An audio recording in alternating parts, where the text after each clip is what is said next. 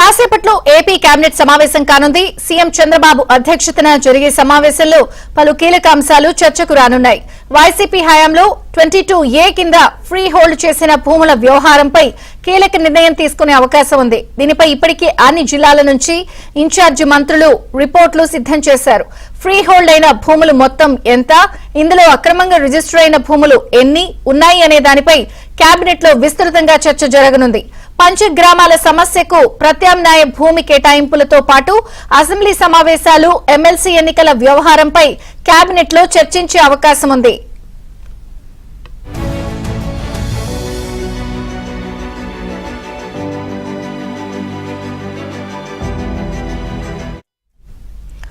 ఇక ఏపీ పెట్టుబడుల ప్రోత్సాహక మండలి సమావేశంలో ఆమోదం తెలిపిన పలు అంశాలను మంత్రిమండలిలో చర్చించి ఆమోదం తెలపనున్నారు.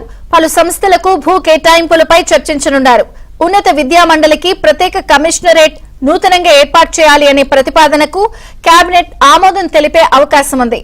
పోలవరం పునరావాసం, నీరు చెట్టు కార్యక్రమంపై కేబినెట్ సమావేశంలో చర్చించనున్నారు.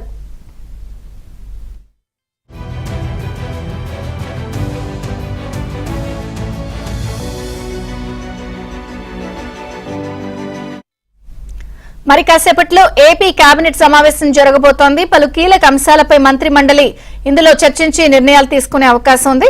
పూర్తి సమాచారం మా ప్రతినిధి సత్య లైవ్ లో అందిస్తారు. Satya, over to you.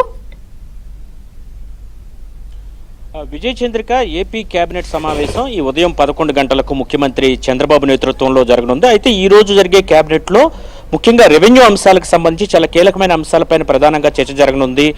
22A ఏవైతే భూములు ఉన్నాయో గత ప్రభుత్వం వైసీపీ హయాంలో వాటన్నిటినీ కూడా చాలా వరకు ఫ్రీ హోల్డ్ చేసేశారు. ఈ ఫ్రీ హోల్డ్ చేసిన భూముల్లో 7,000 ఎకరాల వరకు కూడా రిజిస్ట్రేషన్లు కూడా జరిగిపోయాయి. ఇటువంటి వాటి విషయంలో ఏం చేయాలనే దాని మీద ఈరోజు కేబినెట్లో కీలకంగా చర్చించబోతున్నట్టుగా తెలుస్తోంది. ఇప్పటికే ఈ అంశాలపైన జిల్లా ఇన్ఛార్జ్ మంత్రులకు ఇప్పటికే ఆదేశాలు ఇచ్చారు ముఖ్యమంత్రి. ఆయా జిల్లాల్లో ఎక్కడైతే వీరు ఇన్ఛార్జీలుగా ఉన్నారో ఆయా జిల్లాల్లో ఇలా ఫ్రీ హోల్డ్ అయిన భూముల వివరాలన్నీ కూడా సేకరించి ఆ రిపోర్ట్ను అందజేయాలని ఆదేశించారు. దానిలో భాగంగా ఈరోజు కేబినెట్ గా రిపోర్టు వచ్చే అవకాశాలు కనిపిస్తున్నాయి. అదే కనుక వస్తే కనుక దాని మీద అంటే ఫ్రీ హోల్డ్ భూములు, అక్రమంగా ఫ్రీ హోల్డ్ చేసిన భూములు ఎన్ని, అదేవిధంగా రిజిస్ట్రేషన్ అయిన భూములు ఎన్ని, వీటిపైన ఎలాంటి చర్యలు తీసుకోవాలనే దాని మీద ఈరోజు కేబినెట్ లో ఒక కీలకమైన డెసిషన్ కూడా వచ్చే అవకాశాలు ఉన్నాయి. దీంతో పాటు SIPBలో రాష్ట్ర పారిశ్రామిక ప్రోత్సాహక మండలి ఏదైతే ఉందో SIPBలో తీసుకున్నటువంటి నిర్ణయాలు మొత్తం 15 ప్రాజెక్టులకు సంబంధించినటువంటి నిర్ణయాలకు సంబంధించి 44,776 కోట్ల పెట్టుబడులకు సంబంధించి ఈ రోజు కేబినెట్ లో ఆమోద ముద్ర వేయనున్నారు. దీంతో పాటు భారీ ఎత్తున అంటే ఒక 20,000 ఉద్యోగాల వరకు కూడా ఈ పరిశ్రమల రాక వల్ల రాష్ట్రంలో ఉపాధి కల్పన అయితే జరిగే అవకాశాలు ఉన్నట్టుగా తెలుస్తోంది. ఇంకా పంపుడు స్టోరేజీ, సౌర, పవన విద్యుత్తు ఉత్పత్తి ప్రాజెక్టులకు ఈ రోజు కేబినెట్ లో పలు ప్రాజెక్టులకు ఆమోదం తెలపబోతున్నారు. ఫిబ్రవరి 1 నుంచి రాష్ట్రంలో సవరించిన రిజిస్ట్రేషన్ విలువలకు ఈ రోజు ఆమోదం తెలుపుతున్నారు. రాష్ట్ర వ్యాప్తంగా చాలా చోట్ల రిజిస్ట్రేషన్ విలువలను సవరించారు. కొన్ని చోట్ల రిజిస్ట్రేషన్ విలువలు పెంచడం, మరికొన్ని చోట్ల తగ్గించడం జరిగింది. ముఖ్యంగా భోగాపురం లాంటి ప్రాంతాల్లో సాధారణ విలువ చాలా తక్కువగా ఉండి మార్కెట్ విలువ చాలా ఎక్కువగా ఉంది. అటువంటి ప్రాంతాల్లో విలువను పెంచడం, కొన్ని చోట్ల విలువను తగ్గించడం లాంటి కార్యక్రమాలు చేశారు. వీటికి సంబంధించి రోజు కేబినెట్ లో ఆమోద ముద్ర వేయబోతున్నారు. ఇక ఉగాది నుంచి P4 విధానాన్ని అమల్లోకి తీసుకొస్తున్నారు. సమాజంలో ఉన్నత స్థానానికి ఎదిగినటువంటి 10% మంది, అట్టడుగు స్థానాలు ఉన్నటువంటి 20% మంది పేదలను దత్తత తీసుకుని వారిని పైకి తెచ్చే కార్యక్రమం ఈ P4.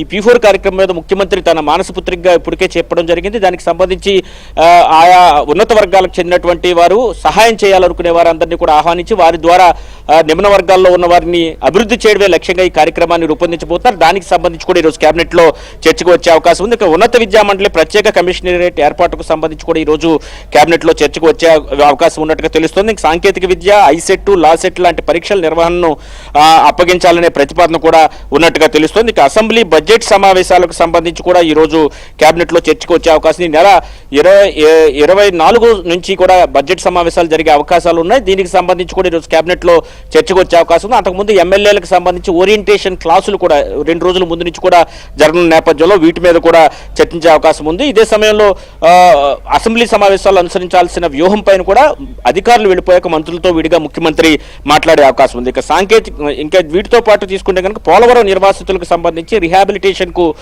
ఇప్పటికే టీడీపీ అధికారంలో ఉండగా గతంలో 800 కోట్లు రిలీజ్ చేశారు 7 సంవత్సరాలకు ముందు. మరలా కూటమి సర్కార్ అధికారంలోకి వచ్చాక సుమారు 1000 కోట్ల వరకు కూడా రీసెంట్ గా రిలీజ్ చేసిన పరిస్థితి ఉంది. భవిష్యత్తులో కూడా ఒకవైపు ఏమో పోలవరం ప్రాజెక్ట్ కన్స్ట్రక్షన్, మరోవైపు రిహాబిలిటేషన్ రెండు సైమల్టేనియస్ గా జరిగేలాగా ఎలాంటి చర్యలు తీసుకోవాలనే దాని మీద ప్రధానంగా ఈరోజు కేబినెట్ లో చర్చ ఉండే అవకాశం ఉంది. అదేవిధంగా పోలవరం నిర్వాసితులను పూర్తి స్థాయిలో ఆదుకునే విధంగా ఈరోజు కేబినెట్ లో ఒక డెసిషన్ కూడా ఉండే అవకాశం ఉంది. ముఖ్యంగా పోలవరం ప్రాజెక్టును 2027 డిసెంబర్ నాటికి పూర్తి చేసే లక్ష్యంతో ముందుకు వెళ్లాలనే అంశంపైన కూడా కేబినెట్ లో చర్చకు వచ్చే అవకాశం ఉంది. ఇక మరో దీంతో పాటుగా నీరు చెట్టు కార్యక్రమానికి సంబంధించి గతంలో టీడీపీ హయాంలో చేసిన పనులకు బిల్లులు చెల్లింపు జరగలేదు, వైసీపీ హయాంలో నిలుపుదల చేశారు. వాటికి సంబంధించి తర్వాత రీసెంట్ గా జరుగుతున్నటువంటి పనులకు సంబంధించి కూడా బడ్జెట్ కేటాయింపు, బిల్లుల చెల్లింపుకు సంబంధించి ఈ రోజు కేబినెట్ లో కీలక డెసిషన్స్ ఉండే అవకాశం ఉంది. అయితే ఈ రోజు కేబినెట్ సమావేశానికి డిప్యూటీ సీఎం పవన్ కళ్యాణ్ హాజరు కాకపోవచ్చు అని తెలుస్తోంది. ఎందుకంటే ఆయనకి ఇప్పటికే వైరల్ ఫీవర్ తో బాధపడుతున్నారు. ఆయన ఈ రోజు జరిగే సమావేశానికి హాజరు కారని చెబుతున్న పరిస్థితి అయితే ఉంది. కాబట్టి ముఖ్యమంత్రి నేతృత్వంలో జరిగే కేబినెట్ సమావేశానికి ఈ రోజు డిప్యూటీ సీఎం అయితే మాత్రం హాజరు కావటం లేదు. విజయ్ చంద్రిక. Thank you.